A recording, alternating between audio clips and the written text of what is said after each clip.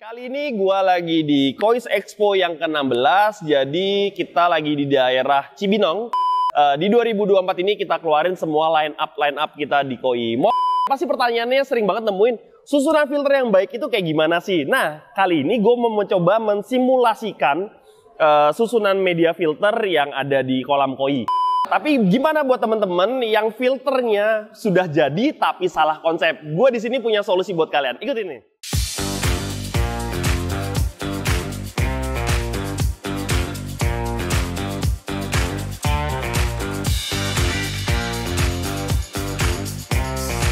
Hai semuanya, sebelum kita lanjut, pastikan kalian klik tombol subscribe, like, dan share video ini ke teman-teman kalian jika informasinya berguna untuk kalian. Terima kasih.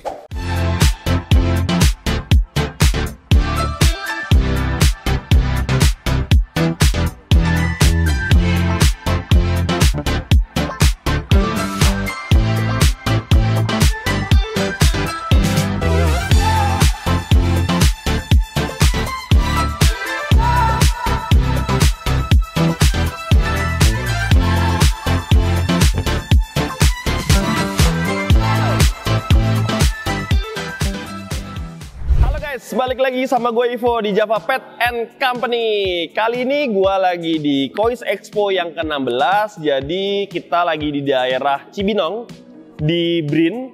Nah, ini ada kontes koi di balik sana. Cuman hari ini di hari pertama, jadi ikan-ikan belum masuk semua, tapi lagi dalam proses fish in di hari ini. Dan kita juga buka stand di sini. Kita keluarin semua line up kita di koi. Jadi kita itu di 2024 ini kita akan memperkenalkan beberapa produk-produk kita di Koi, dan produk-produk yang kita tawarkan di sini itu sudah kita lakukan riset di 2 tahun ke belakang. Jadi memang 2 tahun ke belakang ini sebenarnya gue pribadi itu udah coba main ke dunia Koi gitu kan. Gue coba barang-barang dari Java, apa sih yang bisa dipakai, dan ternyata hasilnya sangat memuaskan, dan akhirnya di 2024 ini kita keluarin semua line up kita di Koi. Mau tahu barangnya apa aja? Ikutin terus videonya.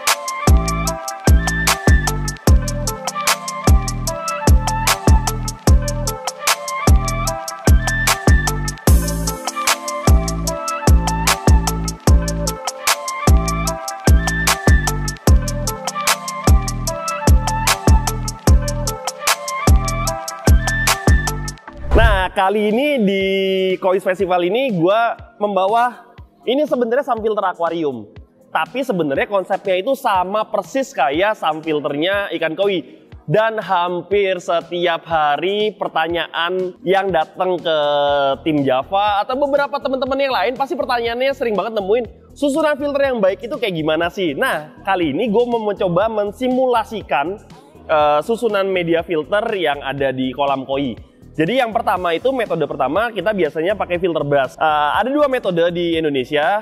Itu yang pertama kita bisa pakai filter brush kayak gini, atau yang kedua kalian bisa pakai rotary drum filter, ya kan. Nah, kali ini kita kasih contoh yang basicnya. Ini kita bisa pakai filter brush. Ini gunanya untuk menyaring kotoran-kotoran kasar yang ada di dalam kolam kalian, seperti kotoran ikan itu sendiri, daun-daunan. Karena kolam koi itu kan rata-rata outdoor dan terbuka, dan banyak banget barang-barang atau benda-benda yang bisa masuk dalam kolam kalian. Jadi ini kita pertama rekomendasi pakai filter brush. Terus habis itu chamber berikutnya kalian bisa pakai Kuria filter mat.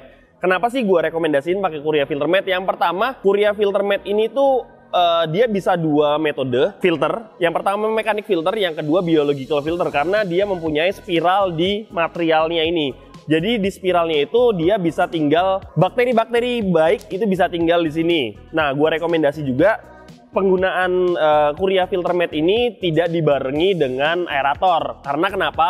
Karena pasti akan ada kotoran-kotoran kasar yang nyangkut di sini. Kalau kalian kasih aerator, bakteri anaerob tidak akan bisa tinggal di sini, yang menyebabkan terjadinya clogging. Jadi clogging itu karena tidak adanya bakteri anaerob. Bakteri anaerob itu yang akan memakan detritus atau lumpur-lumpur yang ada di filter kalian. Jadi di media filter ini gue rekomendasikan untuk tidak dikasih aerator.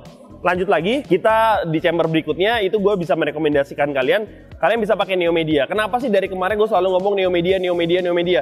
Karena Neomedia itu menurut gue untuk saat ini teknologinya yang paling oke.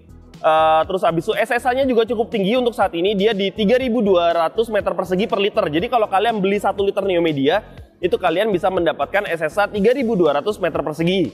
Nah, jadi dia itu berfungsi untuk mengolah amonia ke nitrit ke nitrat. Jadi dia akan menciptakan bakteri aerob di sini. Tapi kalian juga bisa menciptakan bakteri anaerob juga di sini. Jadi bisa dua, bisa bakteri aerob, bisa anaerob dengan cara tidak memberikan aerator di sini, karena semakin airnya bergejolak, bakteri anaerobnya akan susah hidup di situ. Nah, lanjut lagi ke sini. Nah, ini dia media andalan kita juga. Ini kita ada Marine Pure. Marine Pure juga sama seperti konsepnya seperti Neomedia. Tapi Marine Pure itu adalah salah satu produk dari Amerika yang menurut gua itu kualitasnya oke banget, dan dia juga sekali lagi gue bisa bilang dia bisa aerob dan bisa anaerob bakteri. Kenapa gue bisa bilang kayak gitu? Karena dia dengan bentuknya seperti ini, dia di sisi luarnya ini dia akan timbul bakteri aerob, bakteri yang membutuhkan oksigen. Tapi di sisi dalam yang kita di tengah-tengahnya ini yang nggak akan kelihatan, dia bisa menciptakan bakteri anaerob karena oksigen akan susah masuk ke dalam.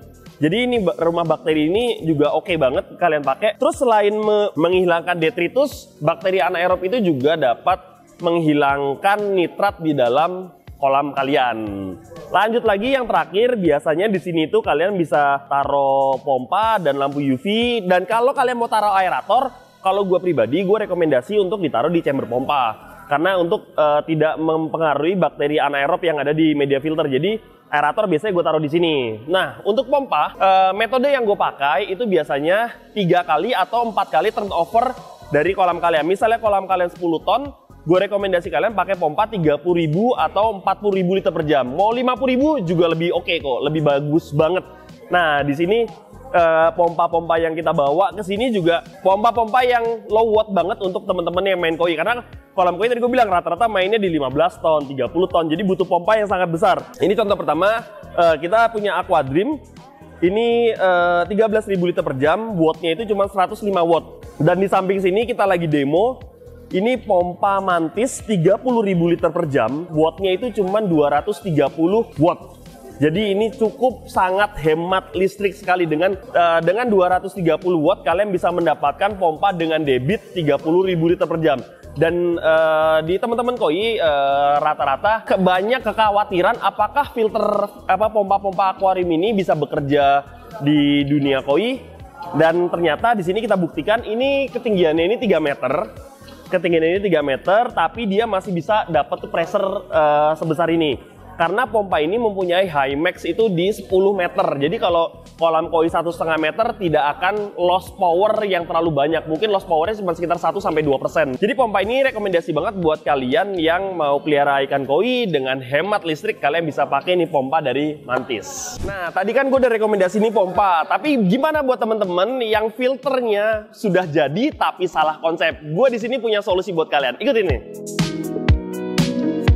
Jadi di sini gue punya satu set filter, rotary drum filter yang sudah dilengkapi dengan sump filternya. Jadi ini sudah ada rotary drum filter, di sini ada biological filter semua di sini. Jadi kalian tinggal taruh filter ini di atas kolam kalian dan kalian tinggal pasang pompa seperti ini, selesai. RDF yang gue bawa ini RDF-nya dengan kapasitas 30 ton dengan pompa maksimal itu dengan kecepatan 60.000 liter per jam. Jadi ini cocok banget buat kolam kalian yang kapasitasnya di bawah 30 ton. Gue rekomendasiin banget pakai ini karena gampang banget pemasangannya. Kalian tinggal pasang pompa, masuk ke situ, ngalir, udah bersih. Jadi buat kalian yang filternya salah, kalian nggak perlu khawatir, kalian nggak perlu bingung, kalian tinggal plug and play aja filter rotary drum filter kita. Udah praktis, bisa nguras sendiri, ini oke banget. Dan yang oke-nya lagi bahan mesh yang jaring di sini dan sprayernya itu kita sudah menggunakan stainless 316 yang sudah food grade. Abis itu dia itu udah kuat terhadap garam, jadi oke banget deh. Oke, jadi video part satunya kita udah bahas tentang apa aja sih line up kita di dunia koi. Selain media filter, kita juga punya ada Seachem. Seachem itu juga udah ngeluarin pond series juga sekarang. Jadi buat kalian yang mau pakai Seachem di kolam kalian nggak perlu khawatir karena sudah ada pond series yang makainya itu irit banget. Next video kita akan bahas ikan-ikan apa aja di dalam. nanti kita bahas sama ketua acaranya, sama Hendry Solaris, ya kan. Terus jadi kemarin itu di fatnya dia pribadi, di fatnya Solaris, kemarin dia pakai air PDAM yang berkaporit. Gimana hasilnya dan gimana cara mengatasi kolam berkaporit ini, nanti ikutin terus videonya di part 2. Sampai jumpa di video berikutnya. Kalau ada pertanyaan silahkan tulis di bawah. Bye-bye.